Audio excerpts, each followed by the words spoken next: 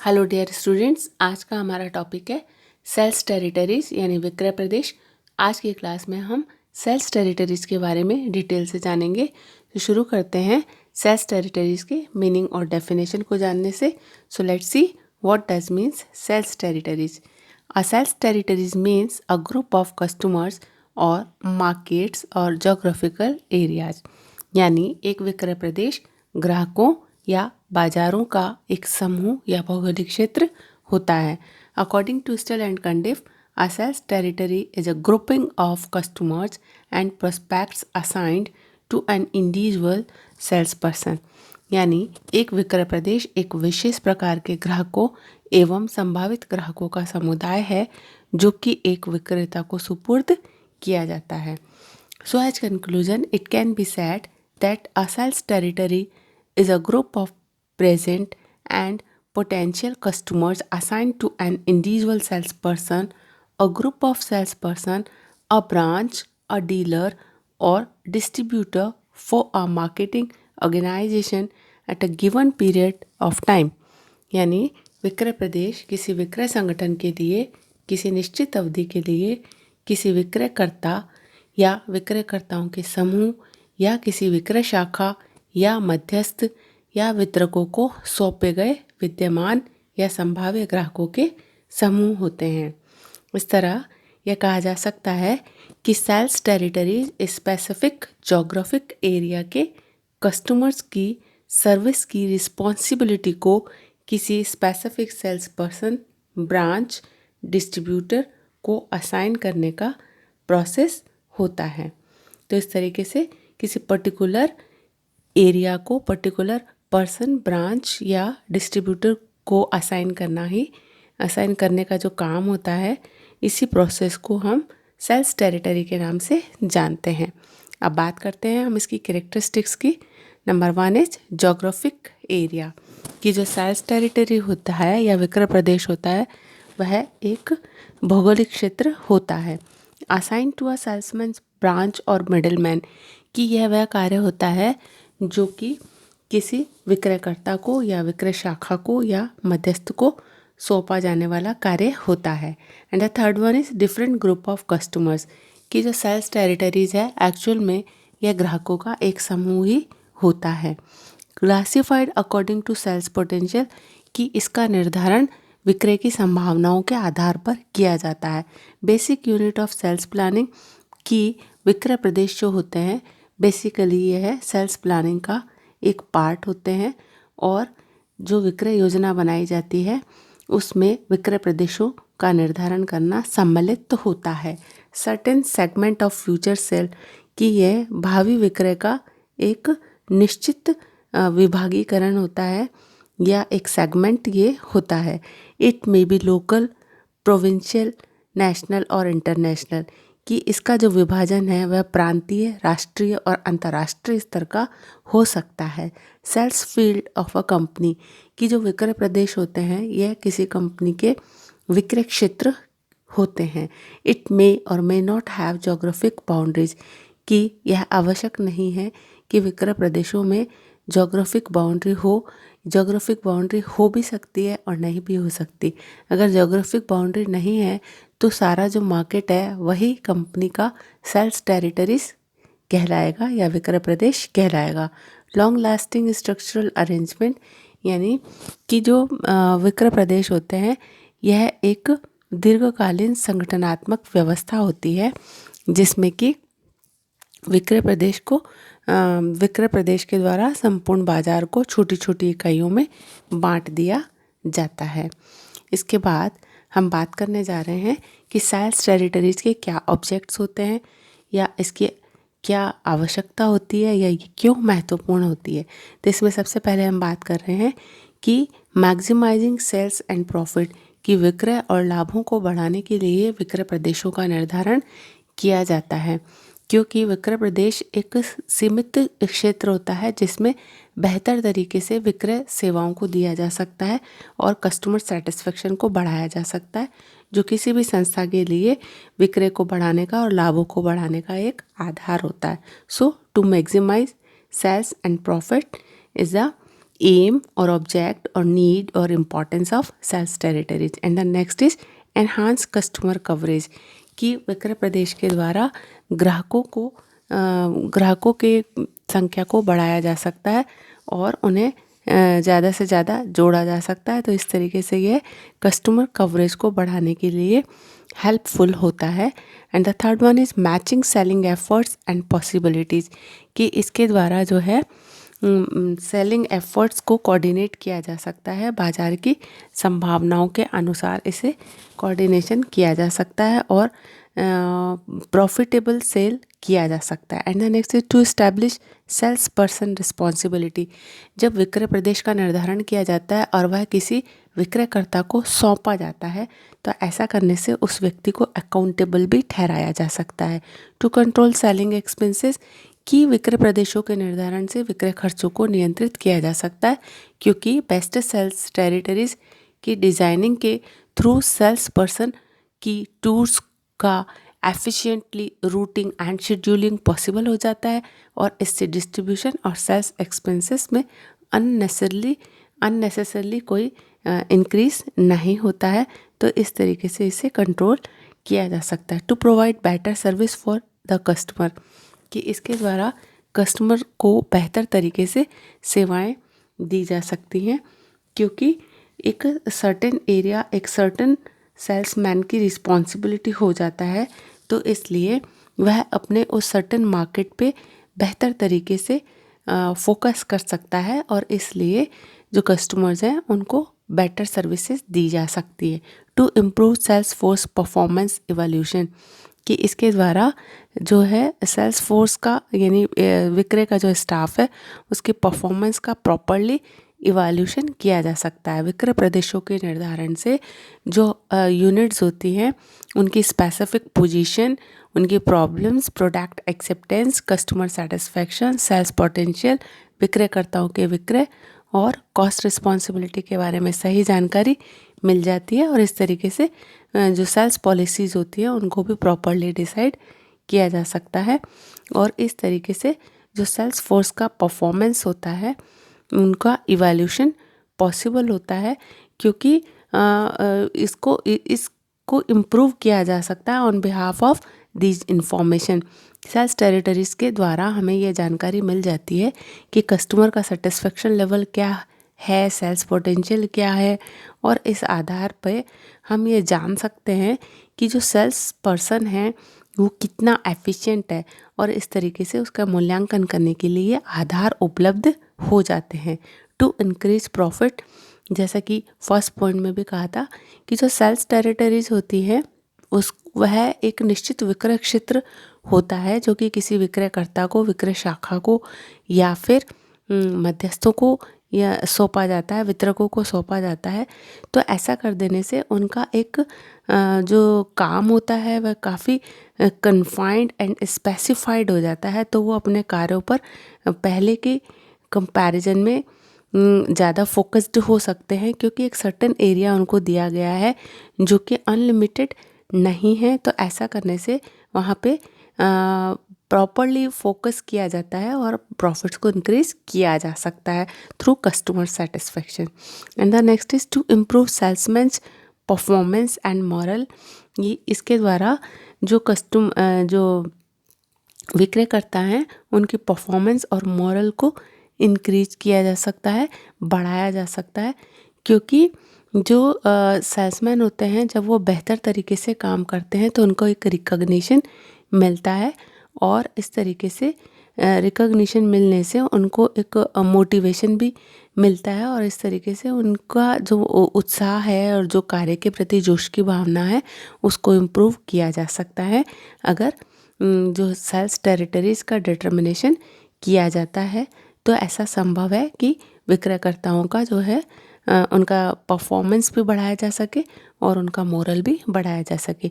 To coordinate personal selling and advertising efforts, कि इसके द्वारा जो है विक्रय प्रदेशों के निर्धारण के द्वारा वैयक्तिक विक्रय और जो विज्ञापन के प्रयास हैं उनको भी कोऑर्डिनेट किया जा सकता है कि जहाँ पर ज़्यादा विक्रय प्रयास, जहाँ पर ज़्यादा विज्ञापन के प्रयास किए गए हैं वहाँ पर जो है अकॉर्डिंगली सेल्स टेरिटरीज का डिटर्मिनेशन किया जाएगा।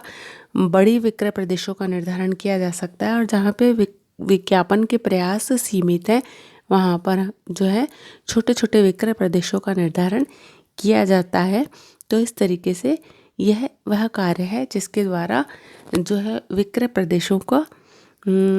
प्रदेशों को वैयक्तिक विक्रय के साथ में जोड़ा जा सकता है और विज्ञापन के साथ में जोड़ा जा सकता है, या ये कह सकते हैं कि इनमें प्रॉपर कोऑर्डिनेशन इस्टेब्लिश किया जा सकता है।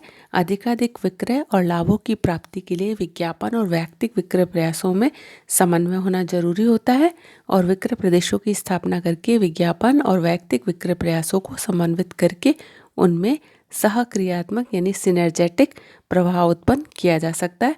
विज्ञापन कार्यक्रम प्रारंभ करने से पहले इसके लक्ष्यों और योजना का ज्ञान वितरकों को करवा दिया जाना चाहिए और उन्हें प्रमोशनल मटेरियल दे दी जानी चाहिए और प्रोडक्ट्स को उनके बिजनेस हाउसेस में पहुंचा दिया जाना चाहिए। और विक्रय प्रदेशों के वितरण से प्रत्येक विक्रयकर्ता के पास निश्चित वितरकों के संबंध में रिस्पॉन्सिबिलिटी आ जाती है और जो सेल्समैन होता है वो डिस्ट्रीब्यूटर से एडवर्टीजमेंट मैसेज पहुंचने से पहले ही रेगुलरली कांटेक्ट करता रहता है। अब बात कर रहे हैं हम नेक्स्ट टॉपिक की, to make more effective use of marketing research findings, कि इसके द्वारा रिसर्च फाइंडिंग्स का प्रॉपरली यूज़ किया जा सकता है। विक्रय प्रदेशों के एलोकेशन के बाद में विपणन अनुसंधान के द्वारा प्रत्येक विक्रेता को विक्रय संभावनाओं के बारे में सही अनुमान लगाना संभव हो जाता है और विक्रय अभ्यंशों का यानी सेल्स कोटा का डिटर्मिनेशन करके प्रत्येक विक्रेता को जो है मोटिवेशनल रेम्यूनरेशन दिया जा सकता है और कंपटीशन के जो इफ़ेक्ट है उसको भी जाना जा सकता है। और ये जो कंपटीशन का इफ़ेक्ट होता है यह अलग अलग हिस्सों में अलग अलग होता है, लेकिन विक्रय प्रदेशों के विभाजन के बाद में जो रिसर्चर है वो कॉम्पिटिटिव पावर्स और वीकनेसेस को का जो है इफ़ेक्टिवली इवैल्यूएशन कर सकते हैं और इस तरह हर विक्रय प्रदेश की कॉम्पिटिटिव पोजीशन के संबंध में मार्केटिंग टारगेट में अकॉर्डिंगली चेंज किया जा सकता है। इंडिपेंडेंट वर्क एरिया विक्रय प्रदेशों के निर्धारण से सभी विक्रयकर्ताओं को स्वतंत्र कार्यक्षेत्र मिल जाता है और इससे एक दूसरे के कार्यक्षेत्र में इंटरवेंशन की पॉसिबिलिटीज़ समाप्त हो जाती है और इनमें आपसी मतभेद भी उत्पन्न नहीं होते और आपसी सहयोग का वातावरण बना रहता है। फेयर कंपटीशन यानी स्वस्थ प्रतिस्पर्धा विक्रय प्रदेशों की स्थापना करके सभी विक्रयकर्ताओं के बीच में स्वस्थ प्रतिस्पर्धा का विकास किया जा सकता है। नेक्स्ट है इनकरेजिंग कॉम्पिटिटिव पावर यानी कि प्रतिस्पर्धात्मक क्षमता में वृद्धि करना। विक्रय प्रदेशों की स्थापना करके प्रतिस्पर्धी संस्थाओं के साथ अधिकाधिक मुकाबला करने की क्षमता में वृद्धि की जाती है और इससे प्रत्येक प्रदेश स्तर पर स्पर्धा में विजय प्राप्त की जा सकती है। तो इन उद्देश्यों को ध्यान में रखते हुए सेल्स टेरिटरीज का डिटर्मिनेशन किया जाता है। अब बात कर रहे हैं factors affecting the size of sales territories, कि एक सेल्स टेरिटरी का साइज कैसा होगा, यानी एक सेल्स टेरिटरी बड़ी होगी या छोटी होगी, इसका निर्धारण कई बातों पर निर्भर करता है, जिसमें सबसे पहले है नेचर ऑफ द प्रोडक्ट यानी उत्पाद की प्रकृति। अगर उत्पाद की प्रकृति औद्योगिक है तो इसका यह प्रभाव होगा कि जो विक्रय प्रदेश हैं उनका आकार बड़ा रखा जा सकता है, जैसे कि क्योंकि उनकी जो मांग है वह उपभोक्ता उत्पादों की तुलना में कम होती है। वस्तु औद्योगिक उपयोग की है या सामान्य उपभोग की, टिकाऊ है या शीघ्र नष्ट होने वाली है, आवश्यक है या विलासिता की है, महंगी है या सस्ती है, इन बातों पर विचार करके ही विक्रय प्रदेश का आकार का निर्धारण किया जाता है। जैसे औद्योगिक, आरामदायक और विलासिता की वस्तुओं के विक्रय प्रदेश काफ़ी बड़े होते हैं। दूसरा है डिमांड ऑफ द प्रोडक्ट, की प्रोडक्ट की डिमांड कैसी है। अधिक मांग वाली वस्तुओं के विक्रय प्रदेश अपेक्षाकृत छोटे होते हैं क्योंकि उनके कस्टमर्स का नंबर ज़्यादा है, तो अगर बहुत बड़े एरिया का एक ही विक्रय प्रदेश बना दिया जाएगा तो बहुत पॉसिबल है कि सारे ग्राहकों से संपर्क नहीं हो सके। इसलिए जहां वस्तु की मांग ज़्यादा होती है वहां पर विक्रय प्रदेश अपेक्षाकृत छोटे होते हैं। मोड ऑफ डिस्ट्रीब्यूशन यानी कि वितरण की पद्धति क्या है। वितरण श्रृंखलाएं भी विक्रय प्रदेश के आकार को प्रभावित करती हैं। जिन विक्रय प्रदेशों में थोक व्यापारियों के माध्यम से माल बेचा जाता है उनका आकार बड़ा होता है, और जिन विक्रय प्रदेशों में फुटकर व्यापारियों द्वारा वितरण किया जाता है उनका आकार छोटा रखना होता है, क्योंकि उनकी संख्या थोक व्यापारियों की तुलना में अधिक होती है। अब बात कर रहे हैं सेलिंग कॉस्ट यानी विक्रय लागतों की। प्रत्येक संस्था किसी विक्रय प्रदेश में होने वाली बिक्री की एक निश्चित प्रतिशत ही विक्रय लागतों के रूप में खर्च करती है। इसलिए यदि उस सेल्स टेरिटरीज में सेल्स कॉस्ट बढ़ जाती हैं तो संस्था भी निश्चित ही सेल्स टेरिटरीज के आकार को बढ़ा देगी। अब बात कर रहे हैं ट्रांसपोर्ट एंड कम्युनिकेशन फैसिलिटीज़ की यातायात और संचार सुविधाओं के कुशल, पर्याप्त, सस्ती और स्पीडी होने पर विक्रय प्रदेशों के आकार को बढ़ा रखा जा सकता है, और इसके विपरीत यदि विक्रय क्षेत्र में इन सुविधाओं की उपयुक्त व्यवस्था नहीं है तो नेचुरली सेल्स टेरिटरीज का साइज छोटा रखना होगा। नेक्स्ट है गवर्नमेंट पॉलिसी यानी सरकारी नीति। सरकार की कीमत नियंत्रण, राशनिंग, मूल्य निर्धारण, संरक्षण आदि की नीतियां भी विक्रय प्रदेशों के आकार को प्रभावित करती हैं। डेंसिटी ऑफ पॉपुलेशन यानी जनसंख्या का घनत्व। जिन विक्रय क्षेत्रों में जनसंख्या का घनत्व ज़्यादा होता है उनके विक्रय प्रदेशों का आकार छोटा रखना होगा ताकि बाजार को पर्याप्त रूप से कवर किया जा सके। अब बात कर रहे हैं मार्केट पोटेंशियलिटीज़ की, यानी कि बाजार संभावनाओं की। बाजार विकास की भावी संभावनाओं का भी विक्रय प्रदेश के आकार पर प्रभाव पड़ता है। यदि किसी वस्तु के भावी बाजारों की संभावनाएं बहुत ज़्यादा हैं तो विक्रय प्रदेशों का आकार छोटा निर्धारित करना होगा। कंपटीशन, यदि बाजार में गलाकाट प्रतिस्पर्धा की स्थिति है तो विक्रय प्रदेशों का आकार छोटा होगा, जिससे कि विक्रेता को ग्राहकों से बार बार कांटेक्ट करने में सुगमता हो सके। इसके बाद हम बात करने जा रहे हैं एबिलिटीज़ ऑफ द सेल्समैन की, विक्रयकर्ताओं की योग्यता। जबकि यदि विक्रयकर्ता कुशल, प्रशिक्षित, अनुभवी होते हैं तो विक्रय प्रदेशों का आकार बड़ा रखा जा सकता है, और अगर विक्रयकर्ता इसके विपरीत एवरेज हैं या बहुत एक्टिव और एफिशिएंट नहीं हैं तो विक्रय प्रदेशों का आकार जो है छोटा ही रखा जा सकता है। अब बात कर रहे हैं फर्म्स की पॉलिसीज़ की, यानी संस्था की नीतियों की। यदि संस्था की नीति का उद्देश्य सीमित उत्पादन को अधिक मूल्य पर बेचकर अधिक लाभ कमाने का है तो विक्रय प्रदेशों का आकार अपेक्षाकृत बड़ा होगा। इसके अतिरिक्त विज्ञापन, प्रकार और संवर्धनात्मक यानी प्रमोशनल एक्टिविटीज़ पर अगर अधिक धन खर्च करने की नीति रखी जाती है तो बड़े आकार के विक्रय प्रदेश को अपनाया जा सकता है। अब बात कर रहे हैं हम कंडीशन ऑफ द इकोनॉमी की, कि अर्थव्यवस्था की स्थिति कैसी है। जब राष्ट्र में मंदी का समय चल रहा होता है तब बिक्री की लागतों में स्थिरता होती है तो विक्रय प्रदेशों का आकार छोटा रखा जाता है। इसके विपरीत तेजी के समय विक्रय प्रदेशों का आकार बड़ा हो सकता है। अब बात कर रहे हैं हम नेचर ऑफ सेल्स जॉब की।